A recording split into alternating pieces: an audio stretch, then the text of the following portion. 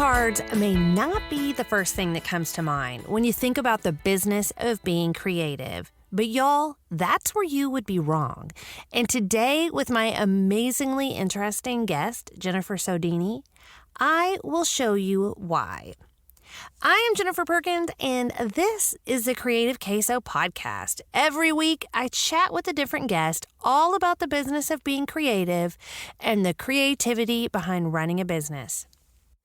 If you guys follow me through my Jennifer Perkins channels, you know that when I'm not talking about business, as of late, I am talking about Halloween. Just look up the hashtag Halloween with Jen on Instagram and you'll see what I mean.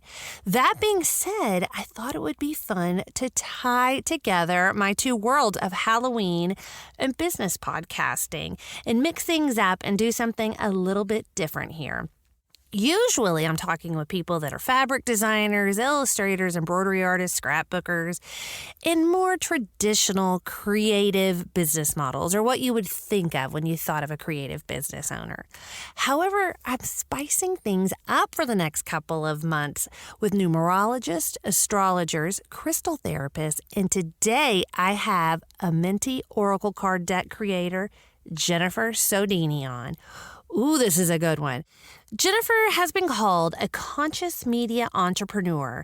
Not only does she have the gorgeous Oracle card deck, which we talk a lot about, including ways artists, crafters, and creative business owners can use the deck, but we also address lots of other fun topics like why the rise in popularity of things like crystals, tarot, oracle, and all things occult.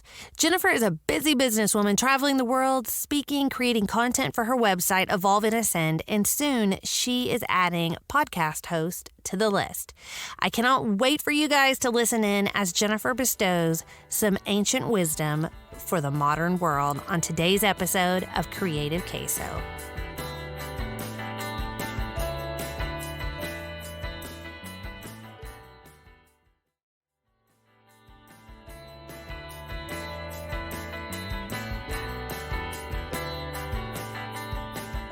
All right. Well, Jennifer, thank you so much for being here with me today on the Creative Queso podcast. Thank you for having me. I'm pumped. I've got lots of questions because you are an expert in a field I know very little about, which intrigues me. So I'm excited. So you have your own media platform, a book, and you do a lot of public speaking, touring around, and I saw on your website, you're soon to have your own podcast. So all of those things, I saw you described as a conscious media entrepreneur. How do you feel? Do you think that definition fits? Yeah, it's very hard to kind of put it all into one container or one label, but I think that's the closest to what it is that I'm doing. Yeah, because a lot of what you do is, it's not really a tangible, the Oracle deck is, but it's not necessarily a tangible thing. Here's this thing I made and I'm selling it to you. It's all kind of abstract, I guess. Yeah. Which happens. All right. So let's start with the obvious question. I got introduced to you because of your Oracle deck. So kind of for those listening, tell everybody what exactly an Oracle deck is. And I know it's different than tarot cards, but I think people are like, oh, cards in a box with pictures. They're the same. I'm sure you get that all the time. Totally. And I love answering this question. So Oracle cards and tarot cards are two very different systems of self-inquiry.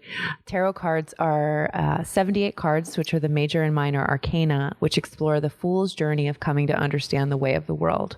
So there's always the 78 same cards. The art varies, but it's all exploring the elements and archetypes of what it means to be a human being. Oracle cards are more of the Rorschach test of the subconscious mind. So the Rorschach test is that ink blot. So it's you can see a blot of ink on a piece of paper, and some people may see a butterfly. Somebody else may see hip bones. It's all what your subconscious mind is projecting onto the image. So when working with Oracle cards, it's a way to tap into your subconscious mind so you can connect deeper to the present by seeing your thoughts outside of yourself. The thing with Oracle and Tarot is that they're actually really complementary to one another. So if you did an Oracle card reading for yourself to kind of get the base outline of what it is I'm projecting into the world and what I need to connect to be more present. And I say, okay, let me dive deeper. Let me do a tarot reading for myself. They can inform each other. So it's not like a one versus the other. They're both really great systems of exploration of the self.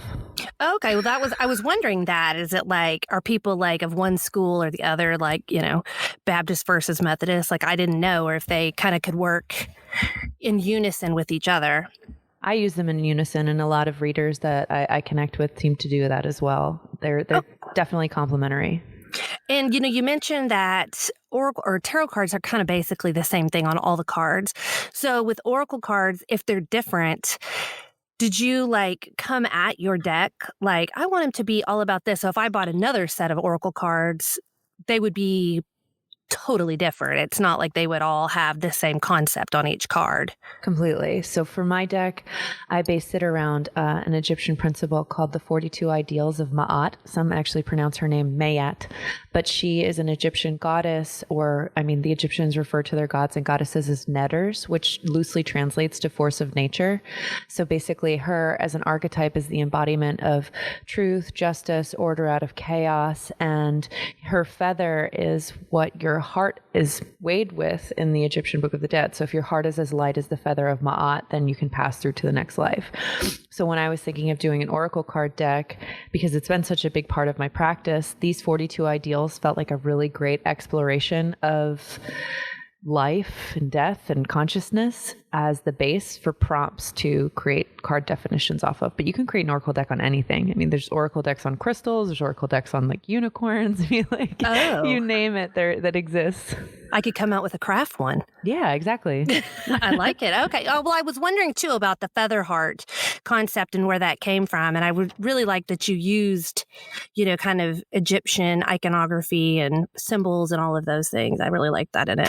Thank you. So how did it come about that like something that you were passionate about? And I read that your grandmother is who kind of passed this tradition down to you. Like, how did it come about that a publisher reached out, or did you reach out to the publisher, and say like, hey, let's put this thing in a deck and get it up on Amazon and all the places? Like, how did you go from step A to step B? So it was a series of synchronicities.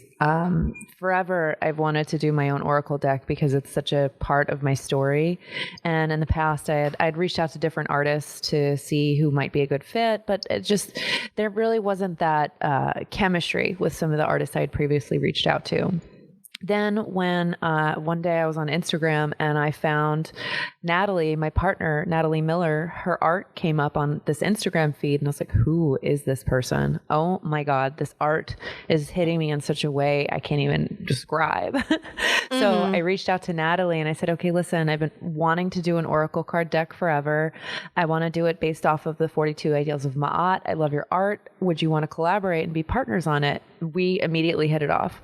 So as we started working on it, my idea initially was to self-publish because I have a large online platform with Evolve and Ascend and have a pretty big network of people I could kind of collaborate with to foresee a successful launch. I thought, self-publishing would be something that we could foreseeably do. But as we started working on it, all this magic started to happen. And when I used to do a podcast through Evolve and Ascend called Liberation Frequency, I was working with a publisher called Watkins, which is London's oldest esoteric publisher. So they'd send me artists or authors and creatives to interview for the podcast. And I developed a really good relationship with their VP of publishing, which was a guy named John Tantera. So John had always said, when I'm ready to publish something, to reach out to him. So I said to Natalie, I'm like, listen, this is really good. Why don't we just shoot big and see what we can do? So I put together a pitch deck, sent it to John. John was like, Jen, this is really good.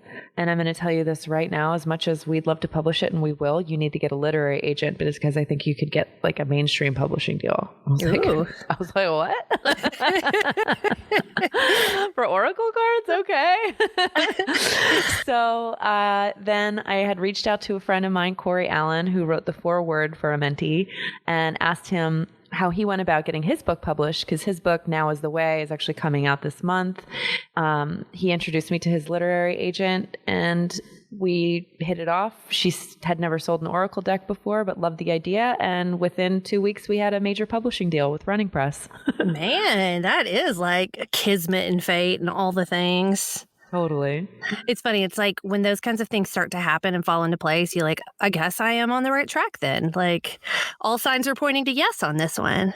Completely. And it was just so weird because Natalie and I, I'm really tall. I'm 5'10", Natalie's 6 feet. And we just have the same understanding of just art and appreciation for beauty, but then love of spiritual, like esoteric things, but also the same kind of snarkiness about like, okay, well, we don't want to put out like a typical new agey, very beige thing. Mm-hmm. We want it to be kind of edgy and cool.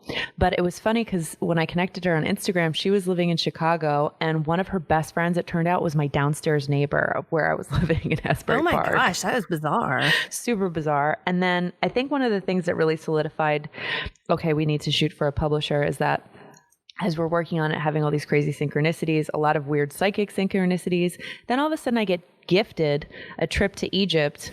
Are you kidding me? How did this happen? That's so crazy. Like the universe like does weird things sometimes. Yeah, and I was going to ask you that is actually the next question, is like if the publisher put you in touch with Natalie or if you knew her first, because I mean, I love the whole concept of the feather heart. I love all your writing, and I find all the backstory on all the Egyptian stuff so interesting. But I also like love her graphics. Like every single card, I'm like, and I want a tattoo of that, and I want a tattoo of that. You know what I mean? Like it's so amazing, all of it. Yeah, she and I connected through divine synchronicity. And it's funny because the platform that I found her through at that time, it was just like not even a site that I liked. They were just sharing her art. And I was like, oh, weird. Like just weird. Everything was just divine timing. It was meant to be. And she's just the perfect person for it. Like, because like you said, her interpretation of it, because I think like Oracle decks and new agey things, like you can quickly go, like, don't get me wrong, I love the artist way, but you can quickly go that kind of route, like, and yours looks very like hip and cool, and the colors, and it's a perfect combination of things. Thank you. Yeah. And it really had to be Natalie, because our process was so unique, because I literally, when we agreed to do the project together, I was like, listen, like, I trust your judgment. Like, I will write the card definitions, and I just want you to draw how it makes you feel. So it was an exercise in trust. And in that trust, just so much magic happened. Well, and it's such a personal thing. I would think, for you, like, you would just have to have the perfect person to team up with to like allow to be a part of this. Totally. So, okay. So how might someone in a creative, like let's say someone like me, who's a creative entrepreneur, like how would someone like myself use an Oracle deck or, a set of Oracle cards? I know they're kind of about recognizing like patterns and symbols and things that keep coming up, but like, since my podcast gears at the creative entrepreneur, how might Sally, the seamster, best use an Oracle deck for herself and her business? That's a great question. So there are many ways that you can use it. And basically it's like a choose your own adventure game, right? So you can pull a card for the day and say, okay, what do I need to tap into to find more creative flow in my life? And then you pull a card and then say the card that you get is I benefit with gratitude. So how I'd use that for the day is to be like, okay, I'm going to bring in more creative flow to my life by releasing where I might have creative blockages, by letting go of things that aren't serving me and connecting to what I feel grateful for. So writing out a gratitude list, thinking about all the things that inspire you and make you feel good, that can open up kind of the portal for more creativity. Or if you are working on a project and want to kind of glean insight of how to further inform that project. So let me see, like I'll pull 3 cards and ask 3 questions about them. So what do I need to focus on? What is the best outcome possible for this project coming into the world? So every answer that you get really is dependent on the questions that you ask. So really, like we all have questions about what it means to be alive and to be here and how to best be productive and feeling in total flow with what we're putting out into the world. So using it as a way to kind of find prompts for deeper insight is really good. And even just for creative prompts. So say you're an artist and you just are kind of pulling, not really in a space of flow, and maybe feel like blocked creatively. You could pull a card and say the card is, I'm going to pull a card for the day and this is what I'm going to draw based around. So you say you pull a card that's I embrace the all. So how would you interpret what the all of everything is to you through your creative project, through your painting, through your drawing? I mean, there's just endless ways to use it. No, I love that as a prompt, because, you know, as creatives, we all like run into like block. And for me, like one of my favorite ways to get out of a creative block is to use something that's like a prompt, you know, where you're just like, I don't have anything to craft about or draw about. And then, you know, if I have a prompt, I'm like, okay, I can do it. So that's a great idea. And I didn't think about going at it like with, how shall I say this? Like with a question as opposed to an intention. Do you know what I mean? I guess those two can both be used when you go with the Oracle deck. Totally. Yeah. Okay. Questions or intentions or mantra or prompt. Really, that's the beauty of the Oracle, is that it's malleable to what your intention is to use it with. I love that. Yeah, it really does seem to be like whatever you want it for in that day, like that's the way you use it. Totally. So, all right. So, yeah, this morning I woke up. Do you typically do pull 1, pull 3, pull 4? Like, what's your, I know you say in your book, but like for everybody listening, like what's your like go-to? So sometimes when I just need some insight for the day, I'll just pull 1 and say, what is the overarching theme of my day? Or what do I need to listen to more deeply? And that'll be the card. Or if I'm pulling cards for the week, I'll do the 4-card spread, which is what I do also with my grandma's Oracle. But I use Amenti with my grandma's cards, and I'm really loving this other deck. These 2 other decks by an artist named Marcella Kroll. They're the Nature Nurture Oracle and the Sacred Symbols Oracle. So I'll use all of them and weave a big storyline together. Ooh, I like it. Just informing each other. Yeah, I was wondering about that. Like, if you have that in my notes, like, could you like meld in like all of the things, like, you know, the phases of the moon, and then I see, you know, crystals in a lot of the pictures of the cards. Like, you can kind of do all of the things at once, really, and make it a bigger story. Completely. You can create your own vision board with your Oracle deck too. So if you have a deck that's all about moon phases, and then you have a deck that's about crystals, and you have the Amenti deck, you could literally ask, you know, what phase of the moon should I work with and what crystal should I work with to connect deeper to the energy that's most needed in my life right now. So then you just form 3 questions that inform all 3 decks, and then you get your answers. Oh, I like this. I haven't thought of that. Yeah, I think like probably for like a newbie like me, like I have an easier time digesting like 1 at a time and like kind of, you know, really going deep on it. Then sometimes I think probably too, since I'm a Libra, like then I go into that, like, have I shuffled it enough? I don't know. Like, I feel like I have, but maybe I haven't. And then like picking the cards. Do you know what I mean? Is it this Totally. one? Is it this one? Is it that one? Because I can't make a decision to save my life, which is my own issue and problem. But, you know, then when there's the 3 that I'm like, do I read it this way? Or is it trying to tell me to go this way? So I'm an overthinking neurotic. So sometimes for people like us, I think like 1 is maybe better. Totally. Sometimes less is more. Exactly. Yeah. This morning, I think let me see, I wrote it down what I drew. I pulled I achieve with integrity. I advance through my own abilities, and I create harmony. And I thought it was interesting that like, since I've received the deck, you know, and there's oodles of cards in there, but I pull very often I advance through my own abilities, which is just weird since I, you know, am basically a creative entrepreneur. I love when that happens. That happens a lot too, where it's funny when I'll do a reading and all 3 decks will be a similar theme. And then I'll pull again and it'll be like the same card. So the card I get most often is I am forgiving. And that has been a big, big, big theme for me over the last few years, is just like forgiving what was, being more present with now, you know, it's ironic because, I live my life with my heart as my compass, but sometimes I can have the heavy heart. I'm a sensitive being, and I hold on to things sometimes longer than I'd like. So having that reminder to forgive and to let go and to just be love. I mean, I get that card all the time. Yeah, it's funny how that happens. It's like, man, why do I keep pulling this card every time? I'm like, I'm done. I'm just gonna get a regular day job. Like, I can't do this freelance gig anymore. And then I pull that card and I'm like, okay, like somebody's trying to tell me something. Exactly.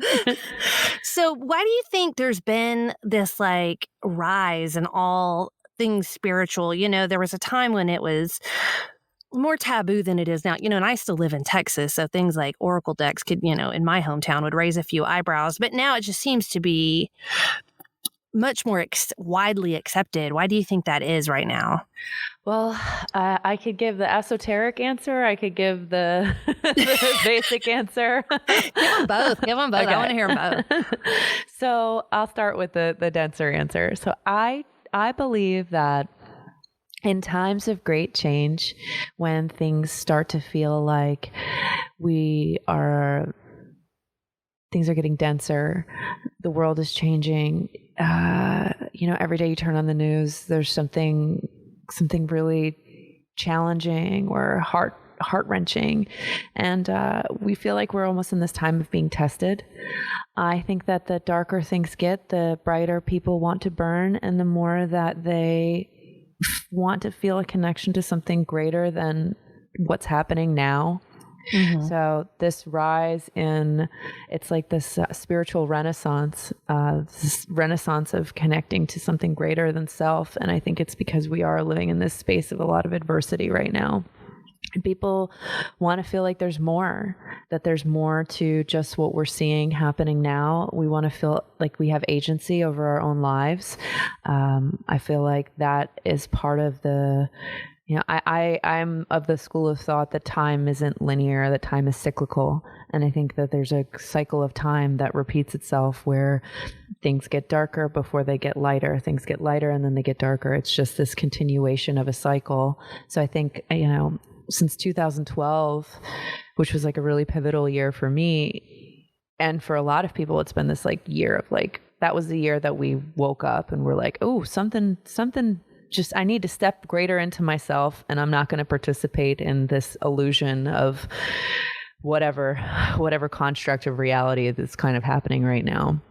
So I think that has only sped up since then. And, what it means to be a witch really is just to be a woman in her power. I don't identify with the word witch.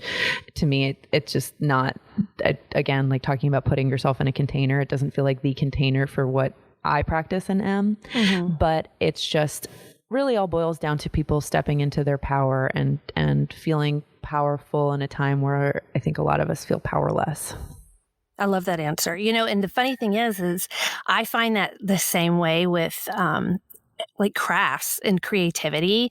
Like when things seem really dark in the world, in politics or things going on, people tend to, in my industry, really step into that too, into, whether it be baking or painting or crafting, they just kind of like turn to this like creative thing. And I didn't think of it as like stepping more deeply into themselves and tapping into these other things. Like the two seem to go hand in hand in a lot of ways. Totally. I mean, I really believe that creativity, regardless of where you fall on the spiritual spectrum, to be a creative and to be actively creating your life, that is such a high expression of spirituality into form, because you're literally channeling an idea and making it tangible. You're taking a thought and turning it into a thing. What is a greater spiritual power than that? Mm-hmm, exactly. Than creation. Yeah. Okay. Well, yeah, it's funny because like I said, you see it not even two, but like 4 or 5 years ago, it would be like a crystal. Like, what are you doing with that rock? And like now it's like, it seems to be having such a moment, which I think is great because I think it's exactly what you said. I think it's people just getting in touch more with their, with spirituality and something greater than themselves and all the other things, because we all need that right now a little bit. Totally. And even if, the placebo effect is is powerful. You know, we've seen scientific studies on like what placebo can do, and really what does that prove us? That the power of mind over matter is very strong. So even if these things just act as tools for us to believe in ourselves and to believe that we can, and to feel confident in our power of mind and person, then that's a good thing ultimately. Exactly. There's nothing wrong with that. It's a good thing. So you're, obviously you have a lot more things going on than just your beautiful deck. So tell me a little bit about Evolve and Ascend and what that is, and all the things. Like, I was going through the esoteric encyclopedia section because I'd been having a conversation with a friend not long ago about the Akashic records. And I was like, I wonder if that's in the encyclopedia. And of course, there it was. I was like, oh. So tell everybody about that, about your website and that whole thing. Cool. So I started Evolve and Ascend in the summer of 2013. Before that, I had worked in pop culture, and then a series of interesting happenings happened to kind of wake me up and connect me deeper to what I had always loved, which was this idea of, my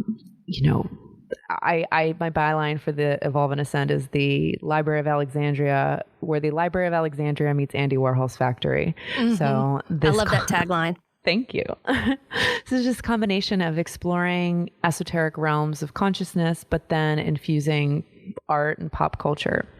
So when I first started it, I didn't know what I was doing. I just knew I wanted to create it because, again, like at that time, it was crazy how fast things change from 2013 to now. But in 2013, there really was just a handful of spiritual, esoteric blogs. It was just not as in vogue then. Mm-hmm. So when I was creating it, I was like, I want to see this exist in the world, and I want to create something that takes esoteric information, which can at times be dense, but make it tangible. So when I first began, I was also doing a lot of esoteric film analysis where, kind of like breaking down the esoteric symbolism in pop culture. So like a lot of people didn't realize that the dark crystal is actually just a big, beautiful metaphor for unity consciousness. So what does that look like, and what does that mean, and how did Jim Henson hide these symbols in it? And people used to love it.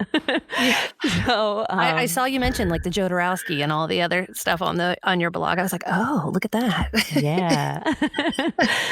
So yeah, this combination of art and esoterica was my passion, and through power of will and power of heart, that grew exponentially over the last 6 years. And it's this self-sustaining ecosystem where we still, I'm not pumping out as much content as I'd like right now, but still adding to the esoteric encyclopedia all the time.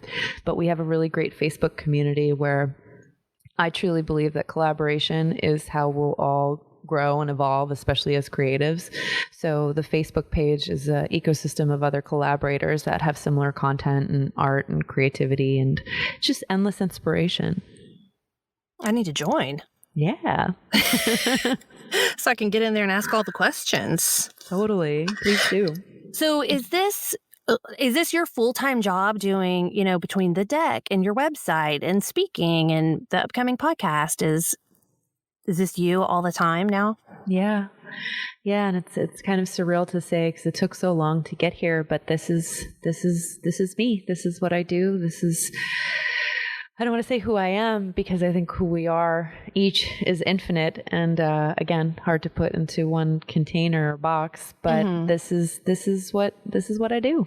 I love it. So for somebody that was, because as you just said, it's all kind of gaining in popularity, and I know here in Austin, excuse me, I see more and more people that'll be doing readings or charts or taking aura photography or whatnot. So for someone kind of headed down this career path, like, do you have any like suggestions or like thoughts on like how they could, make it a full-time gig for themselves, or at least a decent side hustle?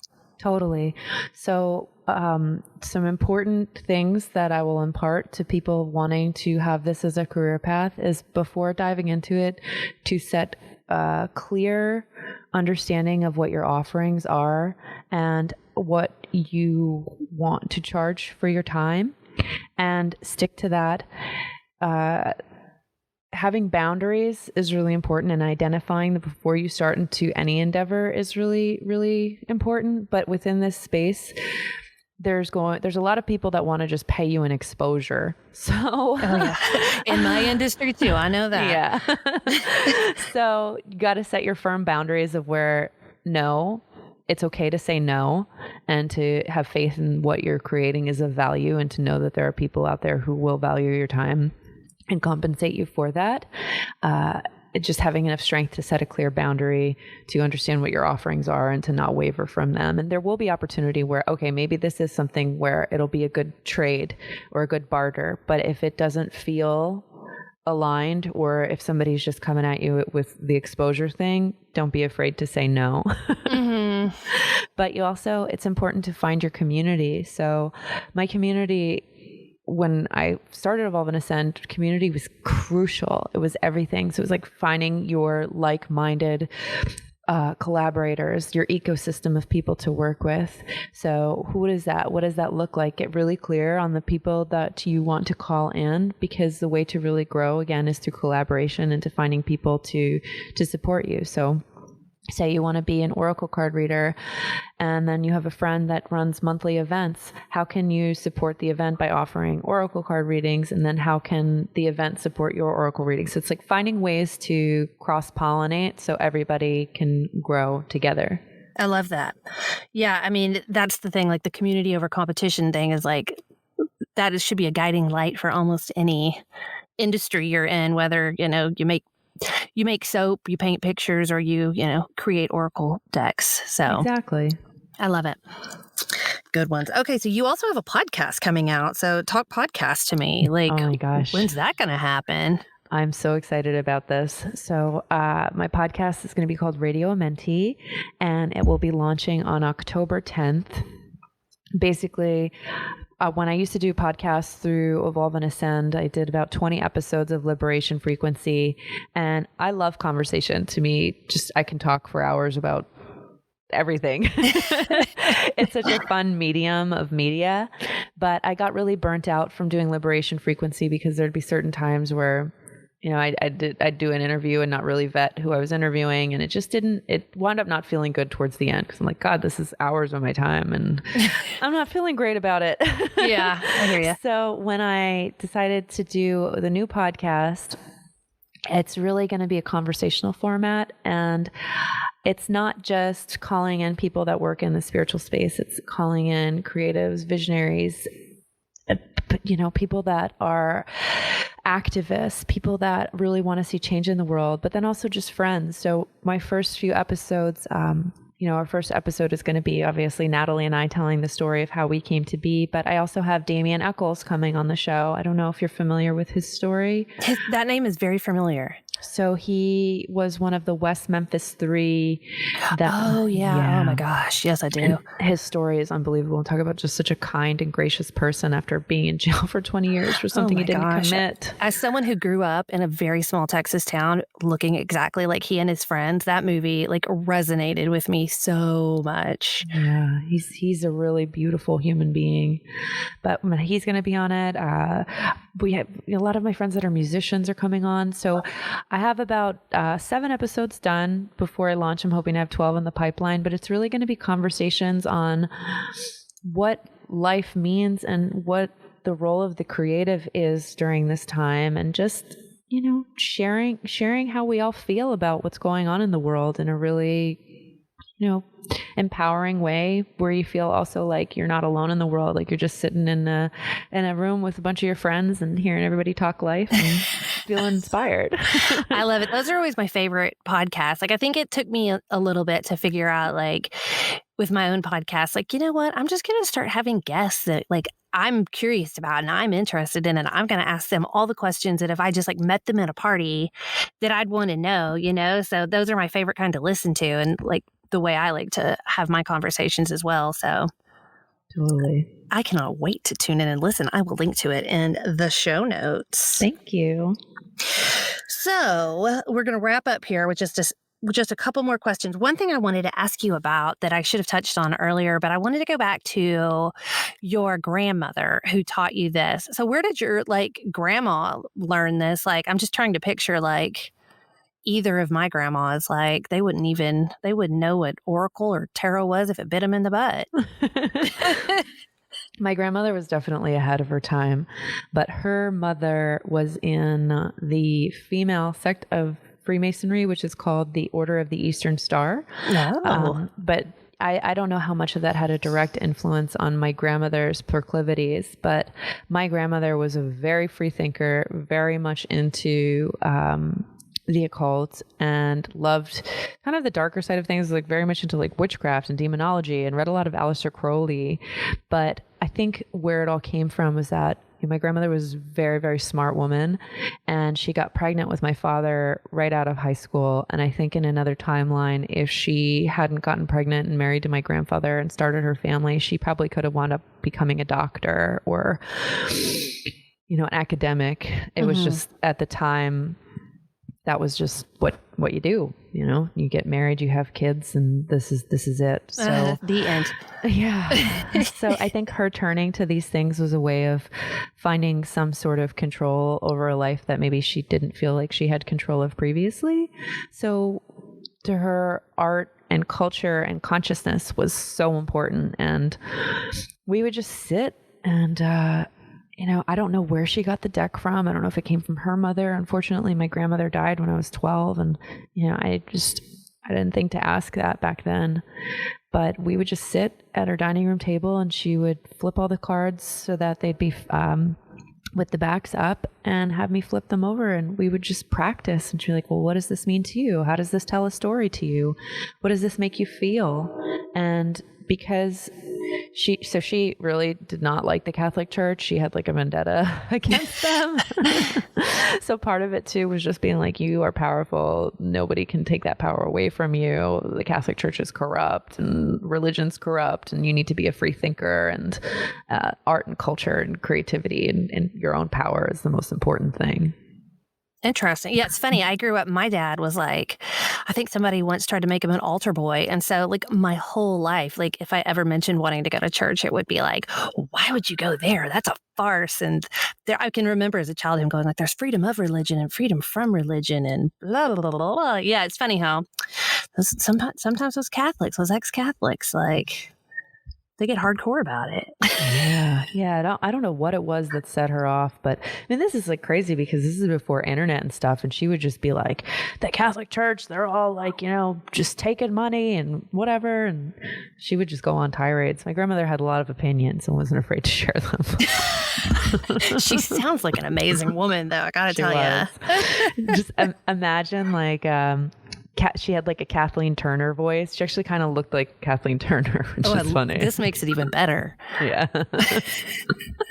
So just to paint a picture. Oh my gosh. Like, yes, grandma with like that growly, smoky voice, like teaching you the cards. Like, I love it. Totally. It's perfect.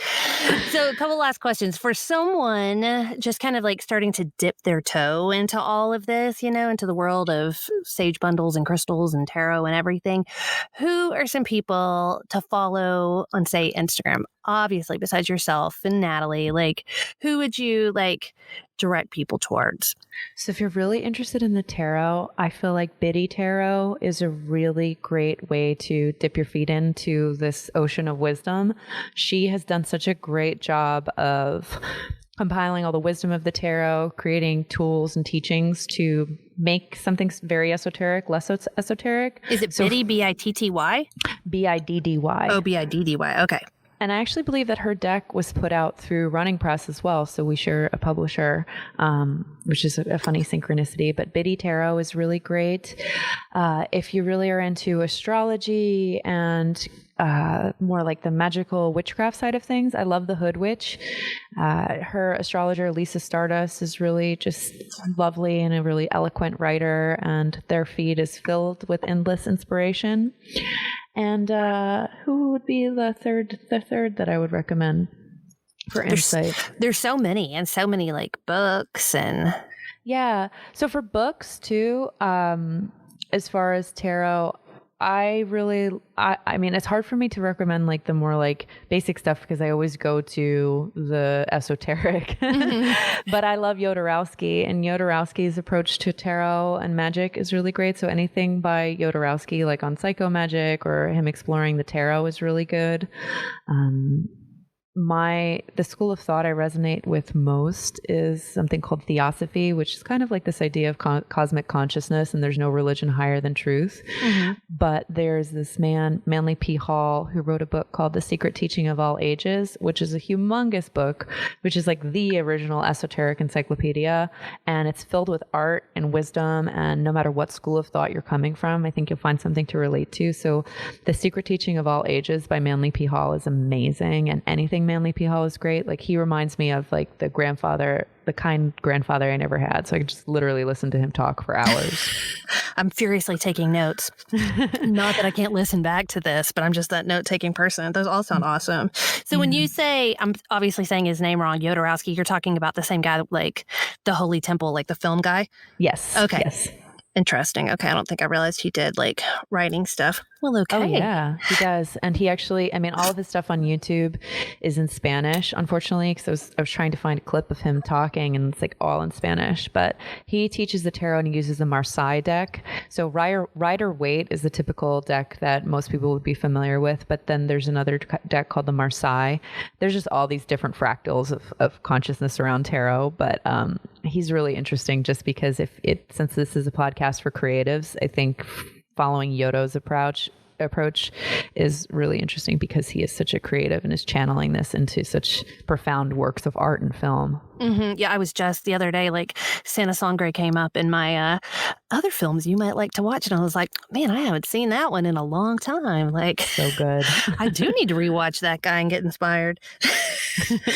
All right. So totally, completely off topic of all of the things we've talked about. But something I ask everybody is, if I were to come and see you, where would we go have queso? Well, that's a great question. So I actually I've been a vegetarian forever, but I've been trying to really stick to being a vegan. So there's a really great vegan restaurant by me called Luna Verde, and they have great vegan queso, and it's adorable. So I would say we'd go to Luna Verde, which is great because that's Green Moon. Yum, I love it. And I'm dying to try all these. Like, a lot of people have been recommending vegan quesos to me. So there's like a brand, and I want to say they're from Texas, called Siete. Do you know them? I don't. And they have a cashew queso that several people in the podcast have recommended to me. That sounds delightful. That sounds really good. I love Daya. Their stuff is really good. Mm-hmm. All the substitutes are great. And I mean, I'm not like one of those judgy vegetarian vegans. I'm not, but it's good to know that there's a lot of options out there, and wherever you fall on the dietary spectrum, there's good stuff. Exactly. Well, I love it, and I would love to come and see you and talk about all the things at the Green Moon. It sounds perfect. Amazing. Well, thank you so much for coming on, Jennifer, and spending your morning with me. I appreciate it. Thank you for having me. This has been lovely, and I'm just happy to support. Hooray! Thank you. Thanks. Bye-bye. Bye.